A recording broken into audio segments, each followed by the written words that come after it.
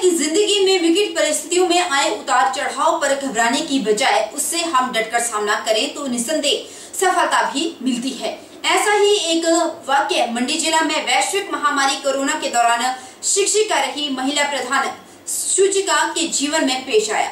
मंडी जिला के एक निजी स्कूल में 4 साल पहले शिक्षिका रहकर अपने और अपने परिवार का जीवन यापन कर रही थी। कोरोना काल की परिस्थितियों में वहां से जब अचानक पलायन करना पड़ा तो आजीविका पर संकट मंडरा गया। उसी स्कूल में लगभग 4 साल बाद जब मुख्य अतिथि के रूप में शिरकत करने का मौका मिला तो वहां पर स्वागत के लिए पंडाल में तालियां बज उठी।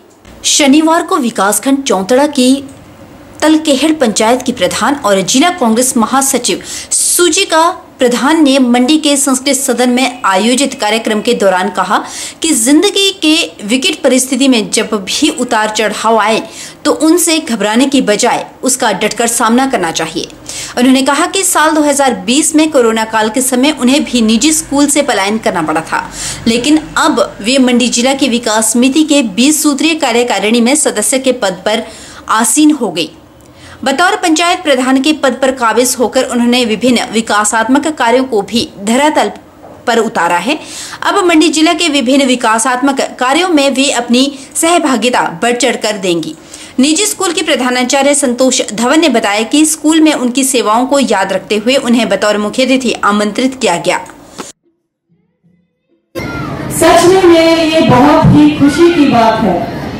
ये नहीं कि मुझे इन्होंने इस फंक्शन में इस प्रोग्राम में बुलाया, इसकी सबसे बड़ी जो मेरे लिए खुशी की बात ये है क्योंकि कहीं ना कहीं ये मेरा एक परिवार है, काटी है और इस परिवार में रहकर मैंने बहुत कुछ सीखा। जब मुझे सर की कॉल आई कि मैडम आपको मैं स्कूल में चीफ गेस्ट के लिए इनवाइट करना चाहता हूँ, मुझे सच में एक कहते हैं कि एक सपना होता है। हिमाचल किसान यूनियन के राज्य महामंत्री तेजनाथ शर्मा ने देश के भूतपूर्व प्रधानमंत्री चौधरी चरण सिंह और पूर्व प्रधानमंत्री पीवी नरसिम्हा राव और कृषि में क्रांतिकारी सुधारों के लिए डॉक्टर एम स्वामीनाथन को भारत रत्न देने के लिए देश के प्रधानमंत्री नरेंद्र मोदी और केंद्र सरकार का आभार व्यक्त किया। उन्होंने कहा कि देश और प्रदेश के किसान हरित क्रांति और कृषि में आधुनिक परिवर्तनों के लिए उन्हें हमेशा याद किया जाता रहेगा।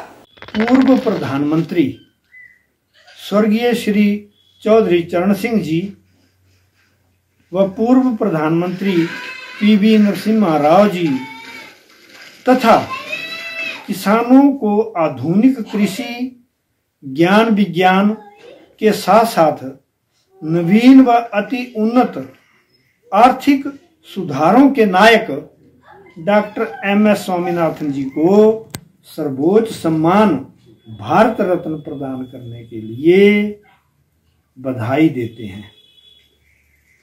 माननीय प्रधानमंत्री श्री नरेंद्र मोदी जी एवं केंद्र सरकार तथा गुणवत्ता युक्त कृषि प्रोत्साहन के लिए माननीय मुख्यमंत्री हिमाचल प्रदेश एवं हिमाचल प्रदेश सरकार का आभार प्रकट करते हुए धन्यवाद करता हूं। हमारी यूनियन ने कहा है कि हिमाचल प्रदेश ही नहीं सारे भारतवर्ष का व विश्व का के किसानों का हरित क्रांति में योगदान व जीवन उपयोगी वैज्ञानिक तकनीक विकास एवं गहन सहयोग प्रदान करने के लिए हम किसान हमेशा याद करते रहेंगे। सरकार द्वारा व माननीय प्रधानमंत्री जी द्वारा जो राजनीति से ऊपर उठकर जनहितकारी निर्णय लेकर यह सम्मान प्रदान किया है।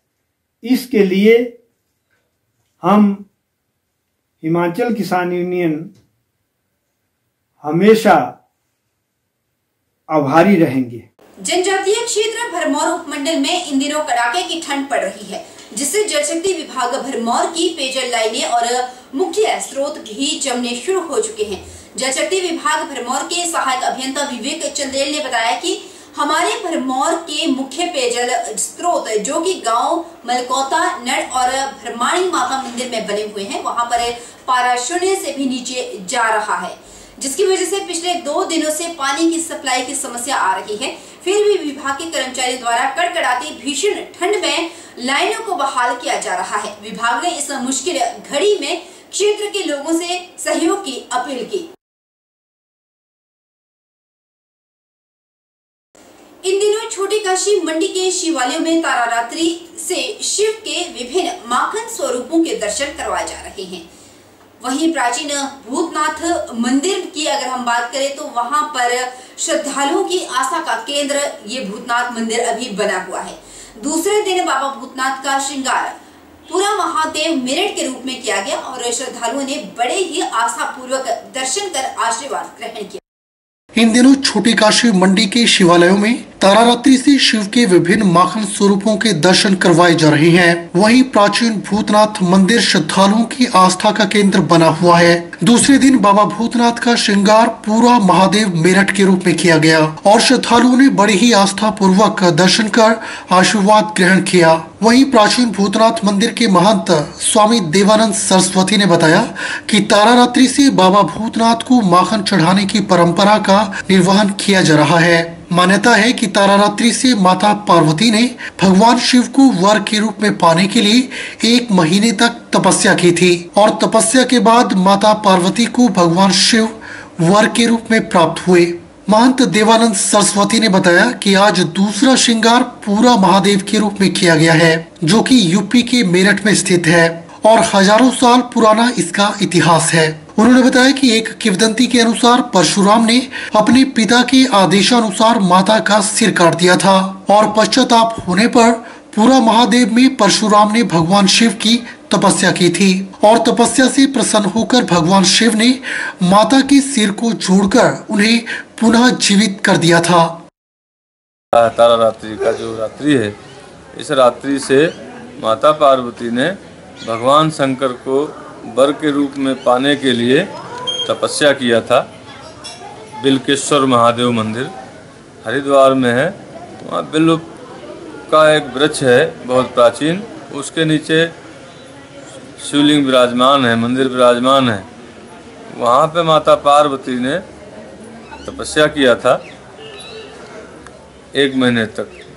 1 महीने के बाद में फलस्वरूप जैसे माता की इच्छा थी तब भगवान शंकर की और माता पार्वती की शादी महाशिवरात्रि के दिन हुई थी।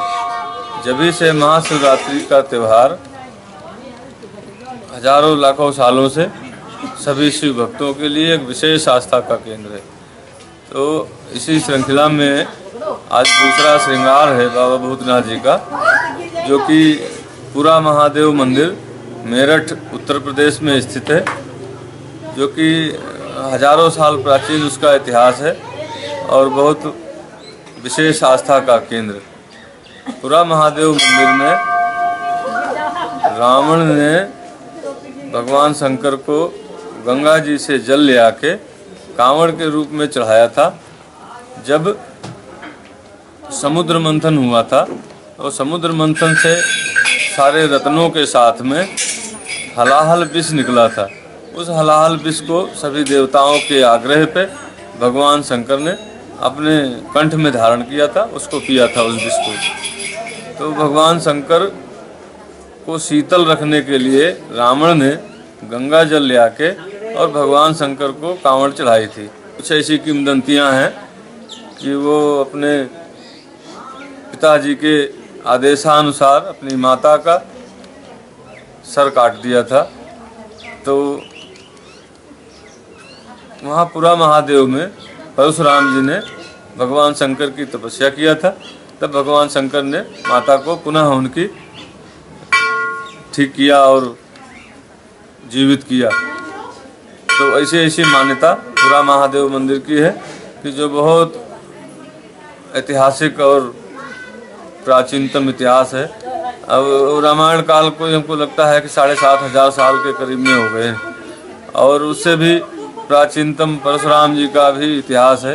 तो ऐसे करके बहुत प्राचीनतम इतिहास है, इसलिए आज बाबा भूतनाथ जी का श्रृंगार पूरा महादेव जी के रूप में किया है। वहीं मंदिर में आए श्रद्धालुओं का कहना है कि 1527 में राजा अजबर सेन ने प्राचीन भूतनाथ मंदिर का निर्माण करवाया था और राजाओं के समय से ही बाबा भूतनाथ को माखन चढ़ाने की परंपरा का निर्वहन किया जा रहा है। लेकिन पिछले कुछ वर्षों से बाबा भूतनाथ का श्रृंगार इस तरह से किया जा रहा है और श्रद्धालु शिव के विभिन्न माखन स्वरूपों के दर्शन कर आशीर्वाद ग्रहण करते हैं। तारा रात्रि से ये महादेव जी का श्रृंगार होता है, क्योंकि तारा रात्रि को के बाद भगवान शंकर जी छुपत हो गए थे। जब छुपत हुए तो उसके बाद ही ये इनको ये लिप चढ़ने लगा। 1527 ईस्वी के अंदर राजा अजबर शाह ने इस मंदिर को बनाया है। जब से इन्होंने वो मंदिर बनाया तो उस वक्त से ये श्रृंगार हो रहा है। लोग तो कई किंवदंतियाँ देते हैं कि महाभारत काल से है, कुछ काल से, इससे कोई नहीं। सिर्फ यहाँ का जो है वो 1527 के बाद राजा अजबर शाह जी ने ये परंपरा को चालू किया था और तब से आज तक ये परंपरा चल रही है। और इससे पहले यहाँ पर एक गौ माता जो आती थी, दूध यहाँ अपना दे के जाती थी, तो उस वक्त उनको पता लगा था कि यहाँ पर कोई देवता है। तो जब खुद हम वहाँ से गए द्रेहिए के ऊपर, तो गाय माता ऊपर खड़ी थी और ये तो उन्होंने खुदवाई करवाई और भगवान शंकर जी का विश्वरूप है ये। अविचल, अटल, समृद्ध, मनोकामना को पूरा करने वाला। और उसके बाद सबकी मनोइच्छाओं को पूर्ण करने के बाद इन्होंने अपनी सारी लीला का बखान दिखाया यहाँ। तो कुछ एक सालों से महंत श्री देवानंद सरस्वती जी, इसके पहले और महात्मा होते थे श्री विवेकानंद सरस्वती जी, वो माखन चढ़ाते थे, भगवान शंकर के रूपों को दिखाते थे। मगर ये अलग अलग स्वरूप है, जो इनको मन के अंदर कोई आ जाता है तो उस स्वरूप को बना देते हैं और दिखा देते हैं। सब जनता जो इसको देखने के लिए आती है।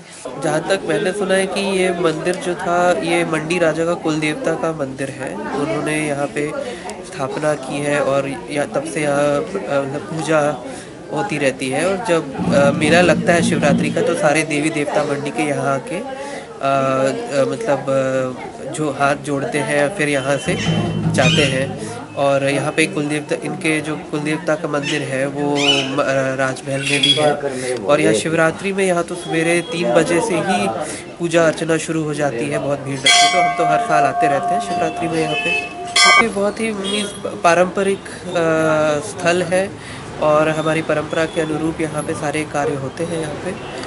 और जो पूजा अर्चना होती है विधिवत हर रोज़ होती है। यहाँ के जो महंत हैं वो हमेशा यहाँ पे पूजा करते हैं, अर्चना करते हैं। और जिनको अर्चना करवानी होती है उनके लिए भी यहाँ पे प्रावधान होता है। मंडी में वरिष्ठ पेंशनरों द्वारा श्यामा प्रसाद चटर्जी हिमाचल पथ परिवहन निगम से सेवानिवृत्त मुख्य अतिथि के रूप में सम्मानित किए गए। 80 वर्ष से और उसके ऊपर की उम्र के सदस्यों को शॉल और टोपी पहनाकर भी सम्मानित किया गया। बैठक में लगभग 80 सदस्यों ने हिस्सा लिया, जो 66 HRTC वरिष्ठ पेंशनर वर्ष 2015 में 65, 70, 75, 80 और 85 वर्ष के भत्ते हेतु उच्च न्यायालय में गए थे। इसमें बृजलाल धीमान और अन्य के हक में फैसला दिनांक 7/11/2023 को हुआ था। इसके विरुद्ध HRTC प्रबंधन सर्वोच्च न्यायालय में अपील भी की गई थी और फैसला भी बृजलाल धीमान और उनके पक्ष में दिनांक 25 जनवरी 2024 को निर्णय दिया गया था। बैठक में सर्वसम्मति से HRTC आदेशों की पालना करते हुए प्रबंधन से इन 1/1/2016 से 22 तक लंबित एरियर और जुलाई 2022 से आज तक लंबित चिकित्सा भत्ता और 15 माह का बकाया DA एरियर देने के लिए किया गया। और 66 पेंशनरों में जो पेंशनर स्वर्ग सुधार गए हैं उनको श्रद्धांजलि भी दी गई। पेंशनरों की जीत की इस खुशी से उपस्थित सभी के लिए दोपहर के भोजन की व्यवस्था भी की गई थी। ये दे भत्ता हमारे जो पेंशनर्स थे उनको नहीं दिया था, इसलिए मजबूरी में इस केस को हिमाचल HPAT में ले जाना पड़ा। ये केस हमने 2015 में किया था, जिसका फैसला HPAT ने 2017 में दे दिया। उसके बाद HRTC ने इस फैसले के अगेंस्ट रिव्यू पटिशन डाली। रिव्यू पटिशन भी उनकी जो है वो चलती रही। 2019 में ट्रिब्यूनल जो है वो समाप्त कर दिया गया। फिर ये सारे केसेस जो थे वो हाई कोर्ट में ट्रांसफ़र हो गए। वहाँ पर फिर इस केस में काफ़ी देर लगी, लेकिन फिर 8 अगस्त 2023 को जो है रिव्यू पटिशन जो थी वो HRTC की वो डिसमिस हो गई।